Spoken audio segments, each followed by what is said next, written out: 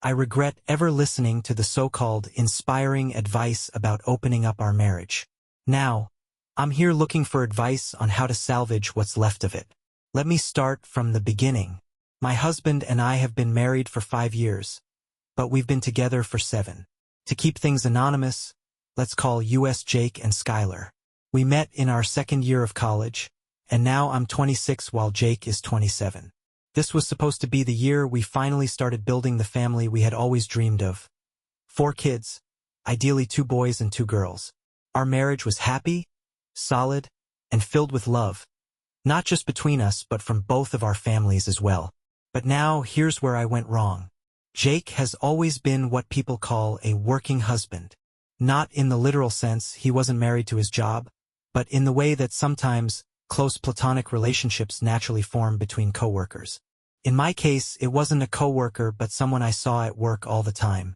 He was a delivery driver for a courier service, dropping off packages at my office regularly. For anonymity, let's call him Josh. He's 25, single, and has been delivering to my office for nearly 2 years. From the moment we met, there was an undeniable chemistry between us.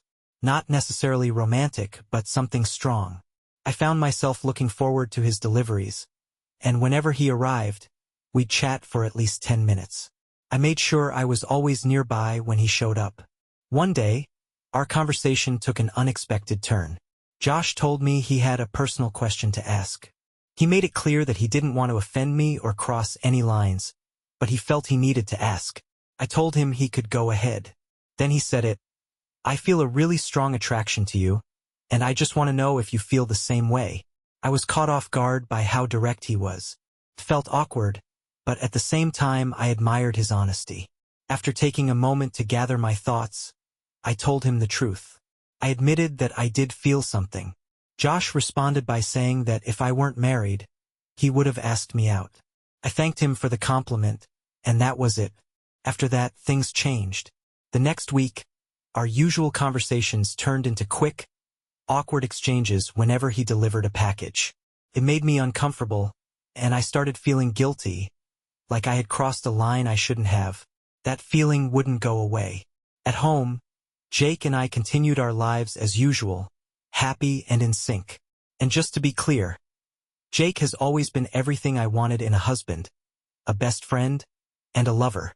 I never felt like anything was missing between us, and I believed he felt the same way about me. Jake was everything I could ever want in a husband. He was perfect for me. But despite that, I started fantasizing about how incredible it would be to have both my amazing husband and something more with Josh. Something that went beyond just workplace conversations. At first, I brushed it off as just a fleeting thought. But later, I found out that some people actually live this way. Curious, I started looking into it and came across articles about polyamory and open marriages. At first, the whole concept seemed ridiculous and even a little gross to me, so I didn't dwell on it too much. Besides, I knew Jake would never go for something like that. Even if he did, it could destroy everything. Our families adored us and had traditional values.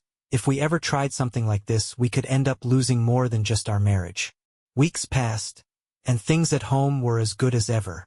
But I couldn't stop thinking about Josh and wondering if there was some way to explore what I felt without ruining my life. I went down the rabbit hole again, doing more research, and that's when I stumbled across a blog post titled, "Asking Never Hurts." It was written by a woman who claimed she was in a happy, open marriage. She talked about how much she loved her husband but had also developed feelings for a man she met through her volunteer work. She held those feelings in for over 2 years, terrified of bringing it up to her husband. But one day, during a long road trip, she finally decided to ask. To her surprise, he was open to the idea. Long story short, they agreed to an open marriage, and now both of them have other partners they see 3 or 4 times a month. According to her, they had been living like this for 4 years, and their marriage had only grown stronger. She swore they were happier than ever. Her story stuck with me. It was exactly what I wanted, but I was too afraid to ask for it. Then, one lazy Sunday morning, while we were lounging on the couch, scrolling through our phones and chatting, I decided to test the waters. "I just read a post about open marriages," I said casually. "What do you think about them?" Jake barely looked up. You mean when couples sleep with other people? Yeah, I confirmed. What's your take on it? His reaction was immediate. I think it's disgusting, he said flatly. If someone wants to sleep with other people, they should just get divorced. I hesitated but tried again. It's becoming really popular in the US and a lot of other Western countries. That was the wrong thing to say. His expression twisted with pure disgust. The conversation was over before it even started. I quickly changed the subject, pretending it was just some random thing I read and had no real thoughts about. After that, I made a firm decision. I'd never bring it up again. The last thing I wanted was to jeopardize our marriage over something that was clearly a non-starter for him. A week passed. One night, Jake and I were lying in bed, wrapped up in that warm, content feeling after an amazing night together. I was resting my head on his chest, my mind calm and at ease, when out of nowhere he asked, "When you mentioned open marriage last week, who were you thinking about?" My entire body tensed. My stomach twisted into knots. I slowly lifted my head and looked at him. "What do you mean?" I asked carefully. Jake's eyes were sharp. "I read some articles," he said. "They all say the same thing. If a woman brings up an open relationship, she's either already cheated or she has someone in mind." His words hit me like a punch to the gut. My heart pounded in my chest. "I know you too well," he continued, watching my face. "I can tell you're hiding something. Just be honest with me." I couldn't look at him. I turned away, staring at the ceiling, my mind racing. "I've never cheated on you," I finally said. "And I never would." That should have been the end of it. I should have stopped there. But I didn't. Instead, I took a breath and admitted, "If we had considered an open marriage, I do have someone in mind."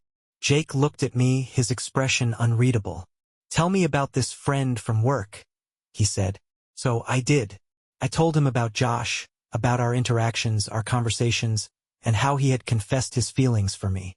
But I deliberately left out the part where I admitted feeling the same way. Jake's response sent a chill down my spine. "You know," he said, his voice calm but firm, "technically you've already cheated on me." I felt a surge of anger rise in my chest. "That's not true," I shot back, stubbornly refusing to accept his accusation. But he didn't back down. "Actually, it is. What you've been doing with Josh. It's called emotional cheating." I had never heard that term before. Confused, I asked him what he meant, and he explained it to me. The more he talked, the more frustrated I became. I didn't want to believe it. Sensing my irritation, Jake sighed and suggested we drop the discussion for the night since he had to wake up early the next morning. He rolled over and fell asleep almost instantly. I, on the other hand, couldn't sleep at all. Lying there in the dark, I grabbed my phone and started looking up articles about emotional cheating. Post after post, example after example, it all lined up uncomfortably well. What I had with Josh wasn't just close. It wasn't innocent workplace banter. It was emotional cheating. That realization hit me like a ton of bricks. I felt sick, like I had betrayed Jake in a way I hadn't even recognized before. The guilt gnawed at me, keeping me wide awake. Eventually, I got out of bed, went downstairs and made myself some tea. But even after that, I couldn't settle my mind. I ended up dozing off on the couch around 4 a.m. At 6:45, Jake woke me up with a kiss. "I'm heading to work," he said softly. "You should get up too. It's almost 7. I kissed him back and told him I loved him. But this time, the words felt heavier. As much as I loved my husband, my mind was still clouded with thoughts of Josh. A few days passed. Then one night, after an intimate moment together, Jake turned to me and said something I never expected. "I'd be open to trying an open marriage," he said casually, as if he were talking about weekend plans. I blinked in shock. "What? Why are you bringing this up now?" He shrugged. "I've been thinking about our conversation and I figured, if we're going to experiment with something like this, we should do it while we're young. If it's what we really want, why not?" I wasn't sure how to respond. I hesitated, then told him I was interested, but I also promised that I would never do anything to jeopardize our marriage. "You're the most important person in my life," I reassured him. Jake nodded. If our love is real, it'll survive infidelity. That word made me flinch. I frowned. But if we both agree to an open marriage, it wouldn't be infidelity, would it? Instead of answering directly, he just said, "Consider our marriage open, starting right now." That statement unsettled me. I told him we shouldn't rush into this, that we needed to set clear rules first. He agreed and laid out 3 conditions. 1. We had to inform each other in advance about who we were seeing and when. 2. We had to be honest about what happened, but without unnecessary details. 3. We had to use protection every single time. I agreed but added 2 more rules of my own. 4. We had to keep this a secret from everyone. 5. No matter what, we had to promise that this arrangement wouldn't destroy our marriage. Jake shook his head at that last part. "I can't agree to those," he said flatly. Confused, I asked why. "I just don't want to," he replied, his tone final. "And I'm not going to discuss it either." That answer made me deeply uncomfortable. It was unlike him to dismiss something so bluntly. But I pushed my doubts aside, wrapped my arms around him, and let myself fall asleep in his embrace. Even so, an uneasy feeling started creeping in, something I couldn't quite shake. For the next month, I didn't bring up open relationships again. Life went back to normal, or at least it seemed to. At work, I kept my distance from Josh. Our conversations became short, generic. We stuck to small talk, weather, work, nothing more. I was determined to draw a line and not cross it again. But one day, Josh pulled me aside. "I miss our talks," he admitted. "Did I do something wrong?" I hesitated. Then I lied. "No, I've just been really busy at work and at home. I don't have much time to chat anymore." That's when a thought popped into my head. Should I tell him about my open marriage? The moment the idea surfaced, I knew it was a bad one. But against my better judgment, I decided to do it anyway. Since our office wasn't the right place for that kind of conversation, I invited him out for drinks after work. He agreed without hesitation. That evening, we met at a small bar with an outdoor terrace. The fresh spring air made it the perfect setting for a casual night out. At the time, I thought I was making a reasonable decision. Looking back now, I regret it more than anything. I told Josh about our open marriage and asked him outright if he'd be interested in something more with me. He didn't hesitate for even a second. "Yes," he said immediately. He admitted that he had been waiting for me to decide and had held back out of respect. Then he confessed something else. He had been dreaming about me for months. Most of our conversation that evening turned into playful flirting. It was a Tuesday, and we agreed to meet the next day at his place after work for our first real date. I made it clear that I would have to leave by 6:30 p.m. to be home with Jake, who remained my top priority. That night, I went home and cooked Jake a nice dinner, wanting everything to feel normal.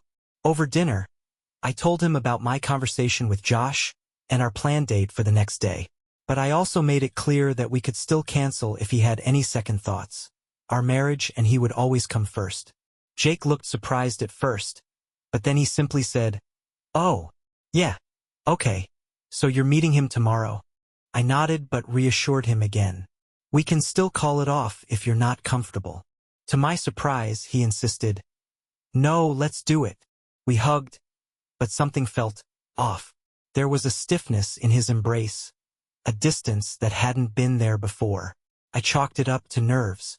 We barely spoke the rest of the evening. Jake buried himself in work in his office, and I focused on my own tasks. When we finally got into bed, I tried to cuddle up next to him, but he gently pulled away. "I'm too tired," he said. "I need to rest." The next morning, when I woke up, Jake was already gone. He had left a note saying he had an early meeting he had forgotten to mention. He added, "See you tonight." That wasn't like him, but I brushed it off and went about my morning. That day, I took extra care picking out my outfit, knowing I'd be meeting Josh after work. I sent Jake a quick message, just checking in, but he never responded. For a moment, I considered canceling my date with Josh. Something about Jake's absence, his silence, made me feel uneasy. Looking back, I wish I had. At 4:17 p.m., I finally got a text from Jake. "I love you. See you tonight.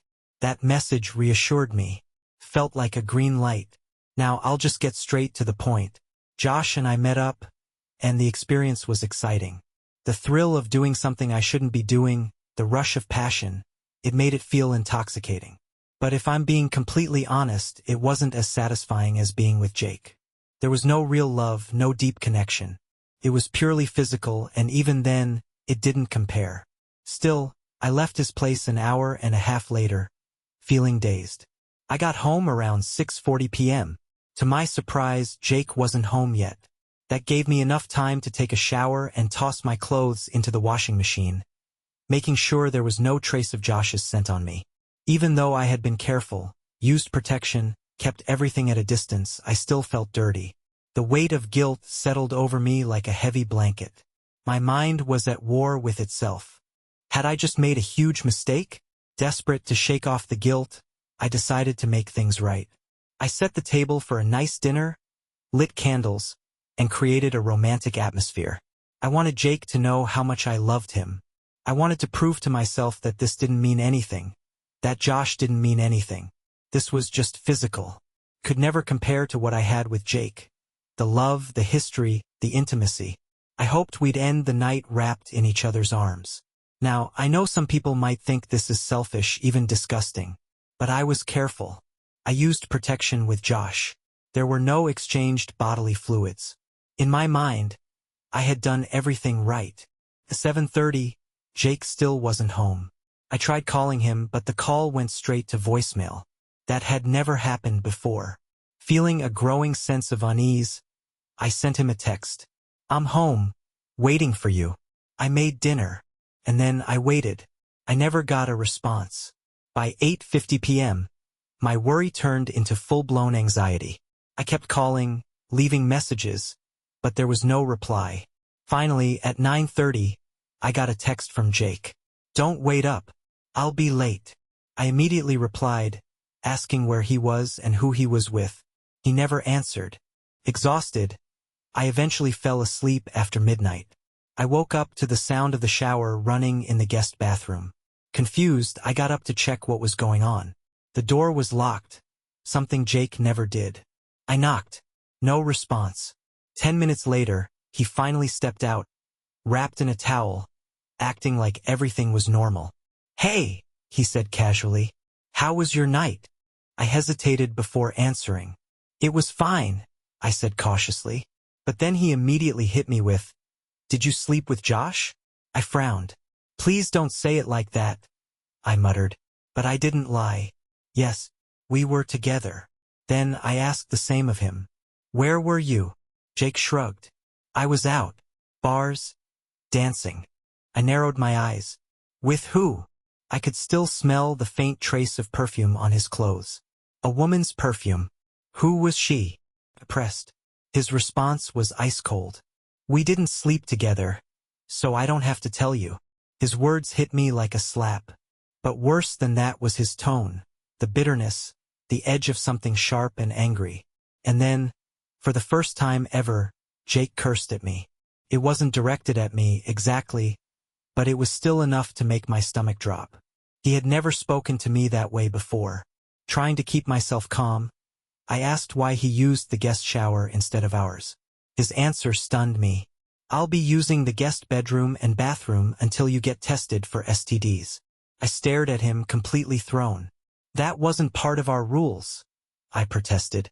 Josh used protection every single time. Jake just shook his head. Have you ever heard of HPV? Herpes?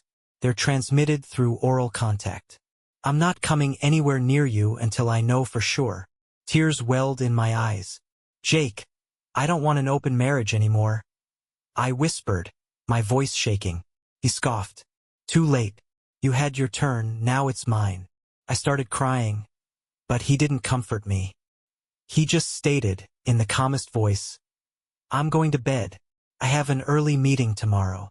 That night, I cried myself to sleep on the couch. By the time I woke up, Jake was already gone. He had left a single text. Don't wait up. Called him, but he didn't pick up. I sent message after message, left voicemails, nothing. It was like he had completely shut me out. I felt sick. like I was losing my mind. Had I just destroyed my marriage?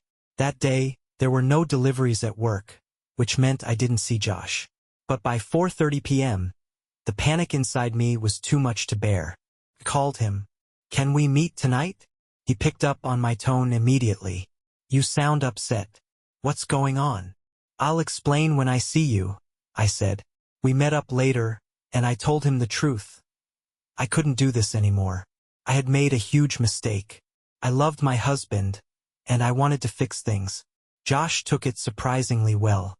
He said he understood. The only thing he asked for was one last night together. After that, "I'll never bother you again, except for work stuff." I hesitated, but in my emotional mess I agreed. It was over quickly, emotionless, awkward. Afterward, Josh just shook his head. "That was terrible," he muttered. "You were like a dead fish." I apologized. "This whole situation was a mistake. It's not your fault." I got dressed, hugged him one last time, and left. Before I walked out, Josh gave me a long, unreadable look. "I'll never understand women like you," he said. I frowned. "What do you mean?" But he just scoffed and turned away. "Nothing. Forget it." That night I sent Jake a message. "I need to talk to you tomorrow morning." His response was blunt. "Fine. But only first thing. I'll be gone the rest of the day." I asked where he was going. No reply. He came home at 1:30 a.m. I didn't say anything. I just lay in bed, staring at the ceiling, tears silently rolling down my cheeks. He took another shower, went straight to bed, didn't speak to me. The next morning, I got up early and waited. At 7 a.m., Jake finally emerged, walking into the kitchen and pouring himself some orange juice. The atmosphere was icy. He didn't look at me, just sat down, scrolling through his phone like I wasn't even there. I swallowed the lump in my throat, walked over, and sat on his lap. "Look at me," I whispered. He kept his eyes averted. I reached out, cupping his face, forcing him to meet my gaze. His brown eyes were cold, guarded. "I love you," I said softly, my voice cracking. "With all my heart. I made a terrible decision. I didn't make a mistake, but I made a bad decision." I told him, my voice shaking. "I'm sorry, Jake. I'll do whatever it takes to earn back your trust and love." He didn't respond. He just stared at me, his expression unreadable. Like I was a stranger. Like I had completely lost my mind. Desperation clawed at my chest. "Do you still love me?" I asked, my voice barely above a whisper. Silence. "Jake, please answer me." Finally, he exhaled. "I don't know." His words hit like a gut punch. Panic set in. "I can fix this," I insisted. "I will fix this." His gaze was cold. "I don't think you can." Frustration boiled over. "You planned this, didn't you?" I snapped. "You set me up to divorce me." His jaw tightened. "That's not true," he said. But then he admitted something that sent a chill through me. "As soon as you brought up an open marriage, I knew we were probably done. Everything I've read about it. It almost always ends this way." I felt sick. "Then why didn't you stop me?" I demanded. "Why didn't you tell me to cut things off with Josh?" He just shook his head. "You can't force someone to be faithful. Either they are or they aren't. And you're clearly not monogamous." Tears spilled down my cheeks. "Please, Jake," I begged. "Don't leave me." He didn't answer. He just stood up and grabbed his jacket. "Where are you going?" I asked, my voice trembling. "I'll be back after midnight." Panic surged inside me. "Tomorrow is Easter," I reminded him desperately. "We have to leave at 7 a.m. to visit my parents. My family loves Jake. We always spend holidays together, especially since his parents moved out of state." But he didn't even hesitate. "I'm not going," he said flatly. My stomach dropped. "What?" I begged him to come, pleaded with him. He just looked at me with cold indifference. "No." Tears streamed down my face. "What am I supposed to tell my parents?" He shrugged. "I don't care," he said. And then, with a final blow, he added, "Just tell them the truth." I sobbed, pleaded for him to stay. He ignored me. He grabbed a duffel bag, packed a few things, and walked out the door. I collapsed onto the floor, completely broken. I feel empty. I don't know what to do to save my marriage. If anyone out there has gone through something similar, if you've ever navigated an open marriage and come back from it, please tell me. Is it even possible to fix this? Or is it already too late? I need to hear from people who have made it work. Thank you for listening to my story. I'm going back to bed now to cry for the rest of the day. Update 1. First of all, I want to thank everyone who responded. The support and even the criticism has helped me get through the past few days. Many of you have called me out, and honestly, I deserve it. I appreciate the brutal honesty. Easter Sunday and today have been the worst days of my life. I went to my parents' house alone. The first thing they asked was, "Where's Jake?" Panicked. I lied. I told them he had a last-minute emergency at work and couldn't come. They believed me at first, but as the day went on, their suspicions grew. Normally, I'm glued to my phone, texting or calling Jake throughout the day. But this time I wasn't. To keep up the lie, I even faked a few messages, pretending he was responding to me. I told everyone he was still caught up at work and would call me tomorrow. But the truth? Jake never called, never texted, never even checked in to see if I had made it safely. That realization shattered me. I had planned to stay overnight and tell my parents the truth on Monday. But I was terrified. I knew they would be furious. And I was right. When I finally confessed, the reaction was exactly what I had feared. They exploded. They yelled, called me awful names, told me I was a disgrace. My mom said she failed as a parent. My dad wouldn't even look at me. Then they called my sister. She showed up and tore into me, too. I sobbed. I begged for them to understand. I told them I knew I had messed up and that I'd never make the same mistake again. I told them my only goal now was to win back Jake's love and trust. Eventually, they calmed down. Still angry, still disappointed. But they told me they loved me and would pray that my marriage could be saved. By Monday evening, I couldn't take it anymore. I went home. All day, I had been calling and texting Jake. He ignored every single message. When I walked into the house, I saw a note on the kitchen table. Gone to Florida to visit my parents. Be back Sunday. I felt like I had been punched in the gut. We had plans to visit his parents together in May. Now, because of me, that wasn't happening. I hate myself. That's all I can say. I feel completely empty. The pain and regret run so deep that I don't even have tears left. I just sit here, trapped in my own misery. Update 2. Almost a year has passed. I wasn't planning on writing again, but since so many people have been asking for an update, here it is. I have bad news and some good news. The bad news? I'm divorced. It was finalized back in December. In the end, Jake decided he couldn't stay in this marriage. No matter how hard I tried, no matter how much I begged, he just couldn't get past it. He told me he would never be able to trust me again. And worse, he said he was ashamed to be seen with me. Jake says that getting divorced helped him regain his confidence. I don't necessarily agree with that. He never lost it in the first place. And besides, no one outside of our families even knows about my brief relationship with Josh. But fine, if that's how he sees it, so be it.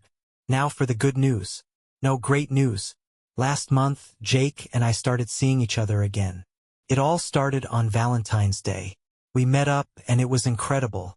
The chemistry between us was stronger than it had ever been, even more intense than when we first started dating 7 years ago. But things are different now. We only see each other when he wants to, which is about once a week. And he made it very clear this is just physical. We will never be married again. We will never live together. We will never be a real couple again. I told him I accepted that. Well, mostly. The truth is, my goal is still to win him back. But if I can't, I still want to have children with him. I know how that sounds. And no, I would never use a child as a way to trap him. That's not what this is about.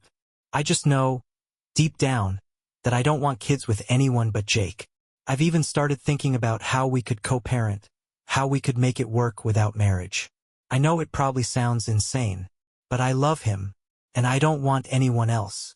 I get that this could ruin any future relationships I might have, but honestly, I don't care. Because I don't want another relationship. I don't want another man. I only want him. That's all I have to share for now. I probably won't write again unless something big happens. But I'd love to hear your thoughts. Am I crazy for still being involved with Jake? Should I just move on and try to build a new life with someone else? I don't know. But what I do know is that Josh was never an option. He never mattered. He was just a mistake. A mistake I'll never make again. Thank you for reading. Thank you for watching. Don't forget to subscribe and like.